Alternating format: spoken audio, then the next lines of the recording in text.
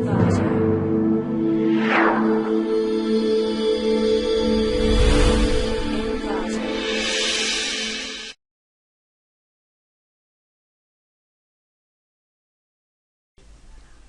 to clickmyproject.com. Now let's see about robust watermarking of compressed and encrypted JPEG 2000 images. Now let's see about the abstract. Here we propose a robust watermarking technique for JPEG 2000 images, which the watermark can be embedded in a practical manner in compressed encrypted byte stream. The watermark embedding is performed by using a robust adaptive watermarking technique. Initially, encryption will be done by RC4 method. It is a symmetric key stream cipher. It transforms the input data into a format to reduce inter-pixel redundancies in the input image.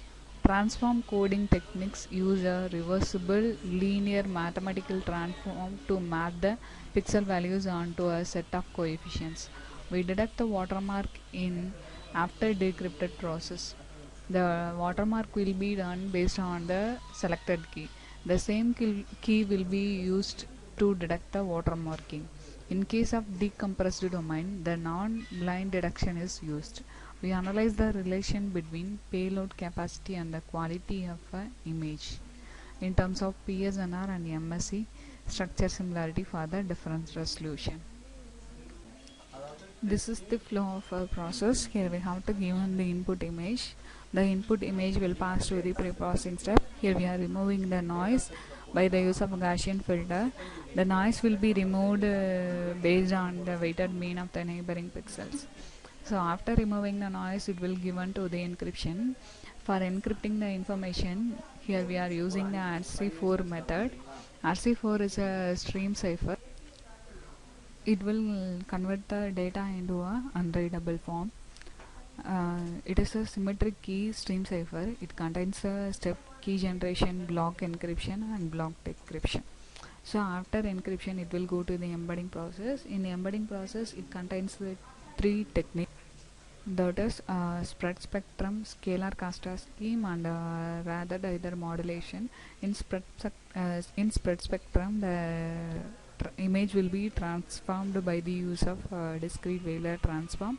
So after converting, we are getting the coefficients in the Wheeler transform. The coefficient will pass to the either modulation. Here the coefficients are converted as a modulated information. After modulation, it will go to the scalar Casta scheme. In that scheme, the embedding rule will be used. So after embedding, it will go to the watermark detection. Here we are eliminating the embedded pixels from the coefficients. So after eliminating the information, we are getting the encrypted information. The encrypted information will pass to the decryption technique. So here we are using the same technique as RC4. So for decryption, we have to given the same key which are given to the encryption. Based on the key, it will be decrypted by the use of XOR gate function. After decryption method, it will finally we are getting the input image. Now let's see the demo for process. Here I am having main.m file. Select this file, right click and run the file. So this is our guide design. So initially we have to given the input image.